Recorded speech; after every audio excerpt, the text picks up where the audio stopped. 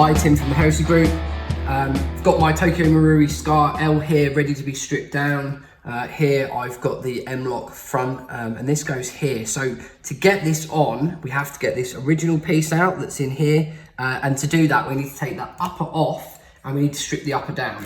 Now, to fit the rest of the components, if you didn't want to add that part, just to put the base on and to put the sides on, go on like so, then that's fairly simple to do, and you can do that without taking the gun apart. But to get the front piece on, which is this bit, you do need to take the gun apart. So what I've got here is it all laid out, gun's empty, ready to go. I like using one of these systems rather than all the individual little screws, and then I've got all of my heads here that I need. I know most of them off by heart. This does take a little bit of time, so what I'll probably do is put this on a bit of a time lapse to stop at some of the key bits.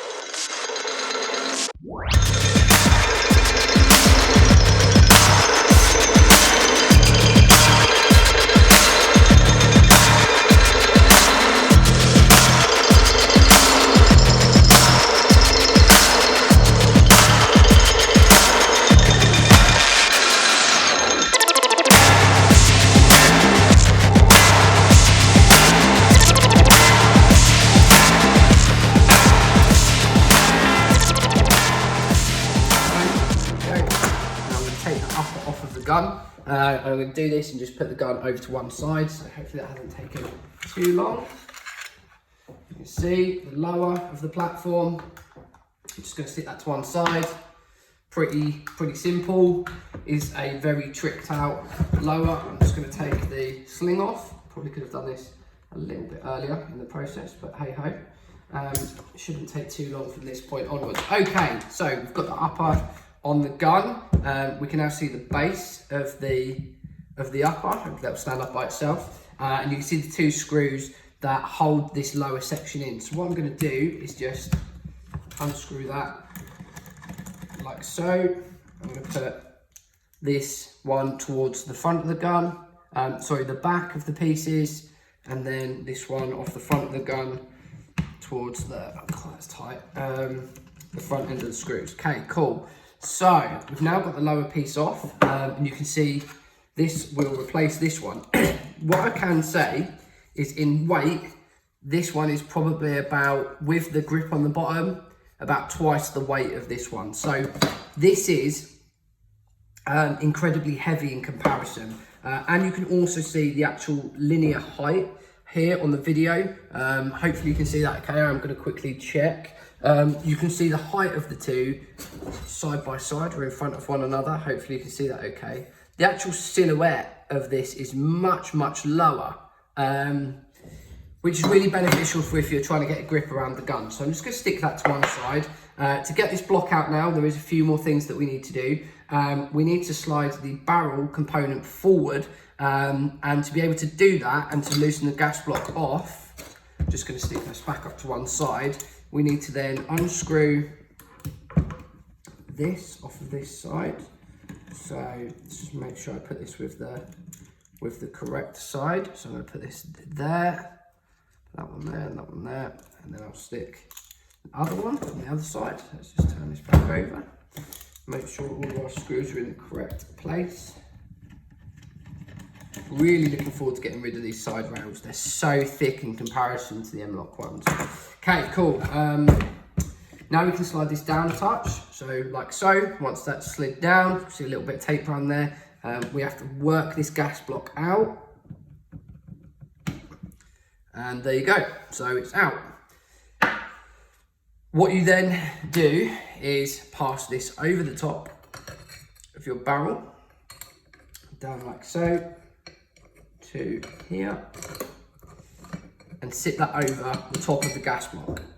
Now you don't need to take it all the way out, but it's really advised at this point that if you do want to run the barrel system out of the gun, you can do that. I'm going to leave mine in and see how I get on replacing these side rails. Now to replace the side rails, I just need to take the covers off. So I'm going to do that, put the covers over to one side. I have a shorter cover on one side than the other because of the fact I run a torch on one side, so I'm going to have to get a torch adapter. So now that that's just nicely seated in place, I've got some screws to unscrew in here. I think they're the 2.5s. So I'm just going to take out the 2.5s, and I know that these little blocks behind are more than likely going to fall out of place, which is fine. It is a little bit of a pain. This is the worst part about doing these side rails, is that the blocks will come off. So let's just lift them out. You've just heard that block fall through, which is fine. Let's just stick these over to one side. Now we do have some new screws that come with the Airsoft Artisan kit.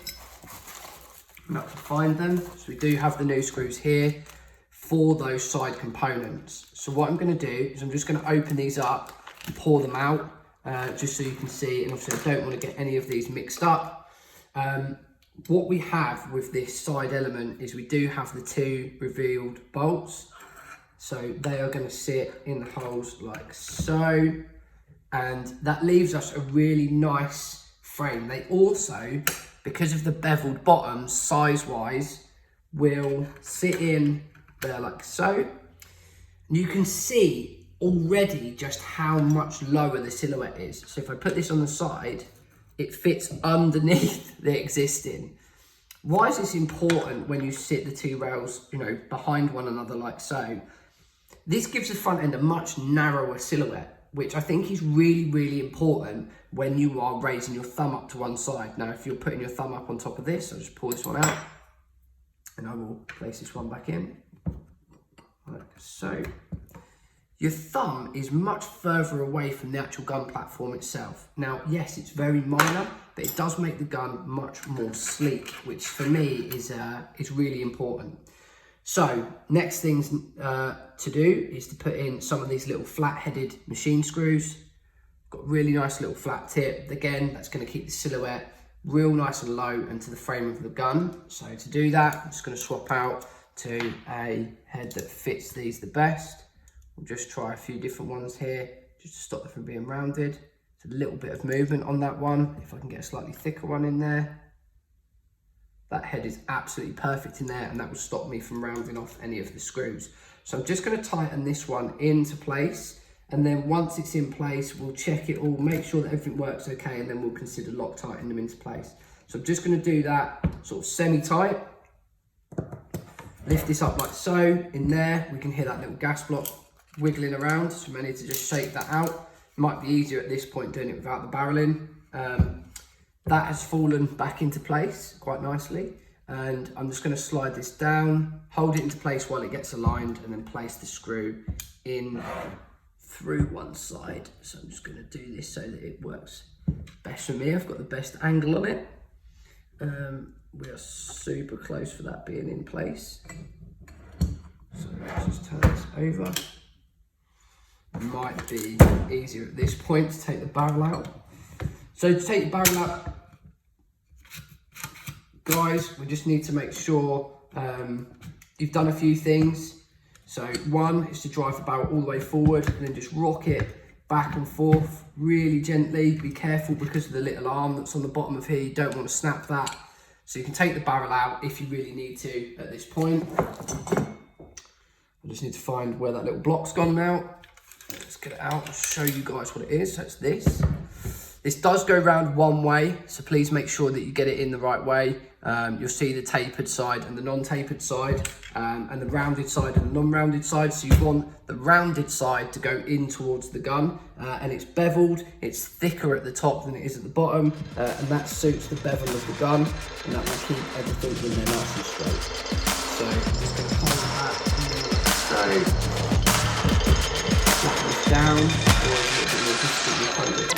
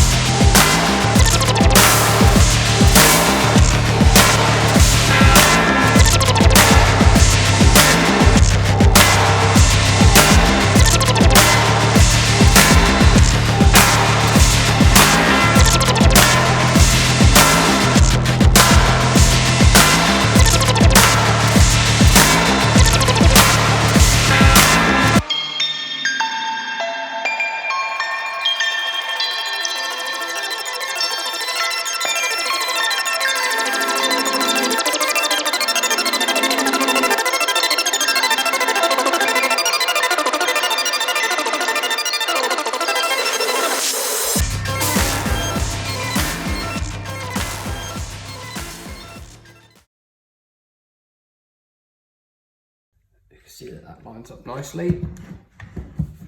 Then we do have some set screws for that. Those are the ones with the larger top. I'm just going to start threading them into place. What I will do as well is I'm going to get this system complete, and then I will be Loctite and everything afterwards.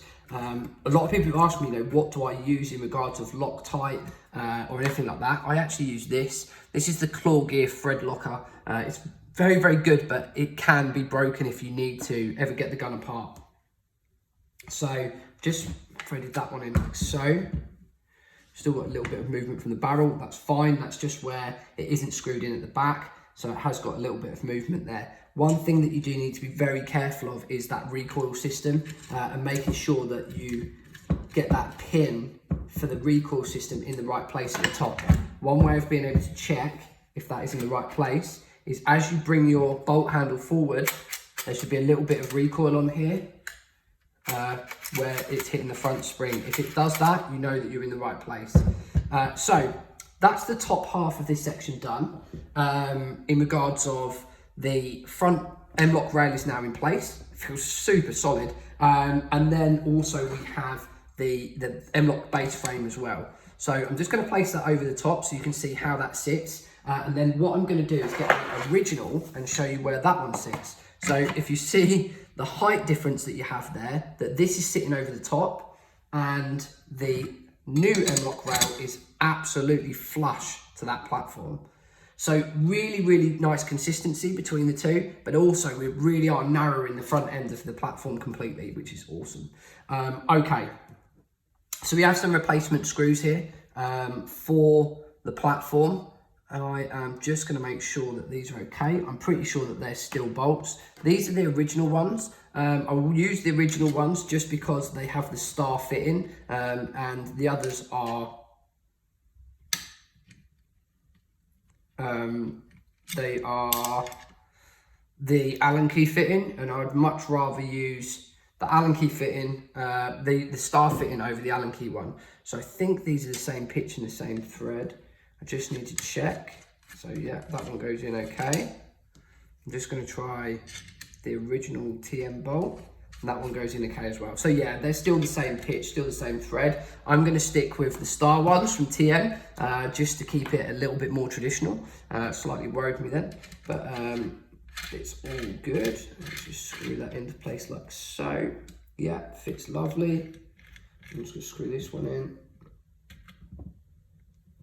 Okay, so that's the reason why you can't use the rear. Because of the existing original height of these, I think the new screws are very slightly shallower in their overall length. They're maybe a thread or two shallower, which they are. Okay, so what I would recommend then is use the bolts that come with the new kit. They're going to be better for the overall platform. So I'm just going to unscrew this one. It was worth trying sticking to the originals, but I'm going to take those out and use the shallower screws just to avoid any damage being done to the platform. So guys, that's something that you want to consider when you are fitting this kit yourself. Let's just screw these in, make sure they're screwing okay. There's a little bit of hesitation there on that bolt.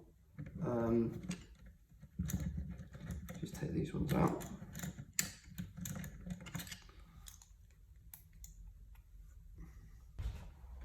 So guys, the screw on your left is the one that come with the kit. The screw on the right is the original Tokyo Marui.